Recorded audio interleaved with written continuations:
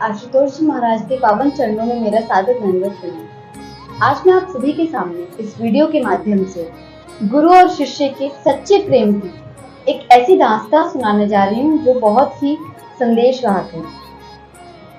प्रेम का एक ऐसा अर्थ जो केवल गुरु और शिष्य का होता है। प्रेम की एक ऐसी परिभाषा जो केवल गुरु और शिष्य की होती है। मेरी आज की इस कथा का शीर्षक है गुरु पर कभी संदेह ना करें। मतलब जिसको भी आपने गुरु रूप में मान रखा है उस पर कभी संदेह भावना ना रखें। जब एक शिष्य अपने गुरु के प्रति संदेह रखता है, उसका एक संकोच अपने गुरु के प्रति होता है, तो वो हर काम के प्रति उसे निष्फल मिलता है। हर काम के प्रति उसे असफलता ही प्राप्त होती है। गुरु पर संदेह करने का ये मतलब है कि साक्षात सूर्य को हम दियज दिखाएं। गुरु का प्रेम यह है कि हम निसंदेह उन पर बिना संदेह किए केवल अपनी वाणी से उनके द्वारा कहे हुए वचनों को संसार जगत में फैलाएं, ना कि उनके वचनों पर संदेह करके उन्हें ही एक घोर भावना में डाल दें कि क्या जिसे उन्होंने संसार के प्रति आगे खड़ा किया है वो चल पाएगा कि नहीं। संदेह को व्यक्त करते हुए मैं एक कथा सुनाने जा रही हूँ। आप सभी जानते हैं योगानंद परमहंस जी। बहुत समय पहले की बात है। योगानंद जी विदेश में अपने एक आश्रम के निर्माण कार्य में संलग्न थे। बहुत से शिष्य और अनुयायी उनके साथ गए हुए थे। उनमें से एक था आनंदमोय। एक दिन आनंदमोय बाहर लकड़ियों के ढेर में से लकड़ियां लेकर काट रहा था। तभी उसके कानों में एक आवाज पड़ी कि गुरुदेव किसी पर बहुत ही ज्यादा गुस्सा हो रहे हैं। गुरुदेव का गुस्सा उस पर बहुत ज्यादा हो रहा है। गुरुदेव किसी पर चिल्ला रहे हैं। ये बात सुनते ही उसके मन में ये बात आई कि गुरुदेव भी कभी गुस्सा करते हैं। किसी ने जरूर कोई बहुत बड़ी ही भूल की होगी कि साक्षात मेरे गुरु को गुस्सा आ गया। वो इतने क्रोध और इतने आवेश में आकर बोल रहे हैं। और दूसरी ओर उसके मन में एक बात उठी कि प्रभु कभी मेरे लिए ऐसा कोई क्षण ना आए कि मेरे गुरु मुझ पर गुस्सा हो। तभी थोड़ी देर बाद कक्ष का दरवाजा खुला और योगानंद जी बाहर आए। योगानंद जी को देखकर आनंद की कपकपी छूटने लगी। उसकी सांसें ऊपर की ऊपर और नीचे की नीचे ही रह गई। उसके हाथों में जो लकड़ियां थी वो उसने छोड़ दी। जैसे जैसे योगानंद जी उसके करीब आते, उसकी आंखें और जमीन की ओर बढ़ती जाती। उसके मन में एक ही विचार था कि बस प्रभु, क्रोध का मैं भागीदारी ना हूं। तभी उसके कानों में खिलखिलाती हुई एक आवाज पड़ी। योगानंद जी बोले कि क्या हुआ, इतने सोच विचार में क्यों पड़ा है। तभी उन्होंने देखा कि अभी तो ये गुस्सा कर रहे थे, अभी तो ये इतने आग बबूला होकर पता नहीं किस शिष्य को सुना रहे थे, और अभी ये हंस पड़े। आनंद को ये बात समझ नहीं आई। योगानंद जी चले गए। आनंद के मन में एक संदेह उठ गया। ये वही क्षण था जब उसके मन में अपने गुरु के प्रति संदेह उठ गया। उसने सोचा कि क्या गुरुदेव मेरे साथ ये बाकी शिष्यों के साथ एक खेल खेल रहे हैं। कभी हंस देते हैं, कभी डांट देते हैं। क्या उनका हंसना, बोलना या खुश रहना या डांट देना सब केवल एक खेल है। तो मैं तो खेल देखने या खेलने आया ही नहीं था। मैं तो सत्य का पान करने आया था। मुझे तो सच का रास्ता चाहिए था। मैं तो सत्य मार्ग के लिए भटकते हुए उनके श्री चरणों में आया था। क्या ये भी मेरे साथ खेल खेल रहे हैं। उसके मन का ये संकोच ही संदेह उसे इतनी प्रचुर मात्रा में डुबो रहा था कि अब वो धीरे धीरे अवसाद की गहराइयों में जाने लगा। वैसे तो वो दिन में 2 या 3 बार गुरु के दर्शन कर लिया करता था, लेकिन जिस दिन उसके मन में ये संदेह जगा, अपना हर काम छोड़कर वो अपने कक्ष में चला गया। कक्ष के बाहर ही नहीं आया, कोई भी कार्य ही नहीं करता, चुपचाप अपने कक्ष में एक जगह बैठा हुआ था। अगले दिन जब अपने कक्ष के बाहर आया तो उसका जो संदेह था अब चिढ़ और गुस्से में आ गया था। जो काम करता उसको झनक पटक के काम करता। अगर लकड़ियों का कोई काम करता तो लकड़ियां पटक देता, अगर कोई और काम करता तो उसमें अपना गुस्सा निकालता। उसकी तरफ से उसका गुस्सा उसे ऐसा लगता था कि बिल्कुल सत्य है। एक ऐसे व्यक्ति के लिए संदेह करना बिल्कुल सत्य है जो हर मोड़ पर किसी न किसी के साथ खेल करे। तभी योगानंद जी आए और उसकी इस आग में और घी डाल दिया। उसको बोला कि हाथ बढ़ाओ। जैसे ही आनंद ने हाथ बढ़ाया तो उसके हाथ में एवोकाडो फल का एक टुकड़ा दे दिया।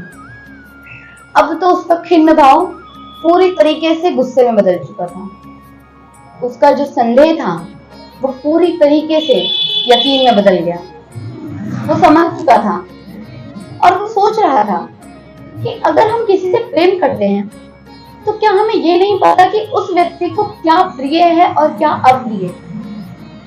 अगर गुरुवर मुझसे प्रेम करते तो उन्हें पता होता कि मुझे ये एवोकाडो फल तो फूटी आग नहीं भाता, मैं तो इसे देखकर ही दूर भागता हूँ। अगर उन्हें मुझसे प्रेम होता या जो अपना प्रेम मैंने उनके प्रति रखा, अगर वही प्रेम वो मेरी ओर रखते तो उन्हें ये ज्ञात होता कि मुझे क्या प्रिय है और क्या अप्रिय है।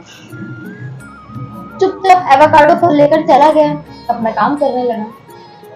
अगले ही दिन फिर योगानंद जी आए, उसका हाथ बढ़ाया और एक हाथ में फिर एक एवोकाडो का टुकड़ा रख दिया।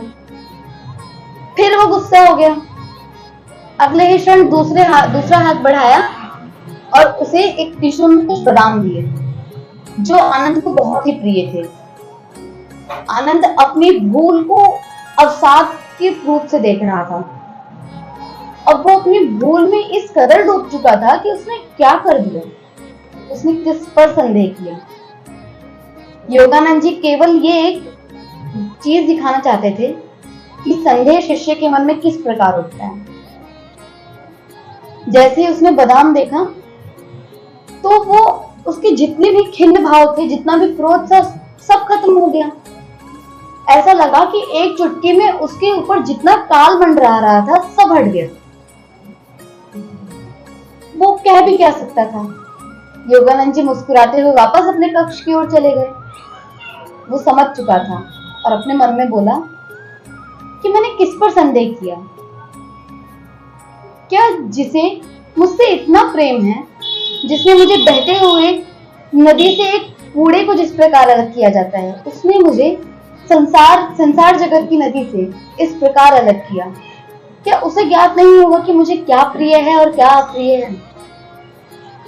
मैंने अपने गुरु पर संदेह किया ही कैसे, अपने आप में ही कुलसने लगा। थोड़ी देर बाद योगानंद जी बाहर आए और बोले आनंद से कि आज हम सैर पर चलेंगे और तुम्हारे साथ ही चलेंगे। आनंद चुपचाप चलने को तैयार हो गया। कुछ ही दूर पर योगानंद जी बोले कि गुरु पर कभी संदेह मत करना। आनंद चुप हो गया एकदम। वो समझ चुका था कि जिसे पता है कि मुझे क्या अप्रिय और क्या प्रिय है, क्या उसे मेरे मन की भावना या मेरे मन का विचार नहीं ज्ञात होगा कि मेरा मन किस प्रकार क्या सोच रहा है।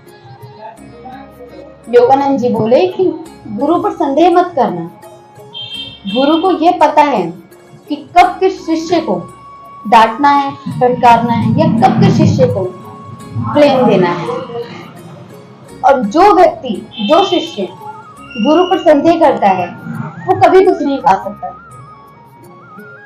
84 लाख योनियों में तो एक आम व्यक्ति भी व्यतीत करता ही है, लेकिन अगर एक शिष्य अपने गुरु पर संदेह करे और फिर उसे 84 लाख योनियां मिलती हैं तो वो उसके लिए इतनी दयनीय होती हैं कि वो सोच भी नहीं सकता। गुरु एक ऐसा कुम्हार है जिसे ये पता होता है कि शिष्य को कब थपथपी देनी है और कब प्रेम, कब उसे जलती हुई आग में डालना है और कब उसे सहलाते हुए अपने पास लेकर आना है। गुरु अपने शिष्य से इतना प्रेम करता है कि अगर शिष्य दूर है कहीं तो उसकी आत्मा अपने शिष्य के साथ ही होती है। शिष्य को कभी ये नहीं समझना चाहिए, ये संदेह कभी नहीं करना चाहिए कि मैं कभी उनके साथ ही नहीं रहता, मैं तो उनसे इतना दूर रहता हूँ, वो तो मेरे समक्ष ही नहीं है, तो वो तो मुझे जानते ही नहीं होंगे, तो मैं कैसे कह दूं कि वो मुझे प्रेम करते हैं। लेकिन ऐसा बिल्कुल नहीं है।